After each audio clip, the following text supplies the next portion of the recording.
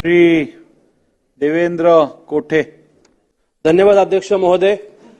सोलापूर शहराला उजनी ते सोलापूर असे दुहेरी पाईपलाईनचं काम अनेक वर्षापासून संत गतीने सुरू आहे.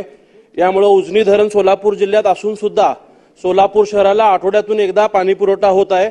यासाठी महापालिका प्रशासन कुठेतरी कमी पडताना दिसत आहे. 110 किलोमीटर पैकी 106 किलोमीटरचं काम पूर्ण झालेलं आहे.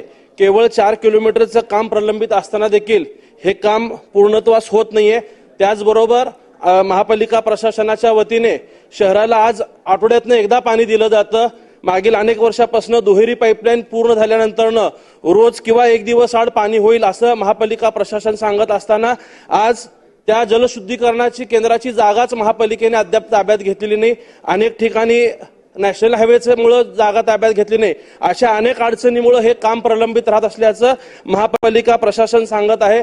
मी सरकारच्या द्वारे महापालिकेला सूचना देऊन हे काम लवकरात लवकर पूर्ण होऊन सोलापूर शहराला नियमित पाणी पुरवठा होण्यासाठी सूचना व्हावेत अशी या औचित्याच्या मुद्द्याच्या द्वारे विनंती करतो.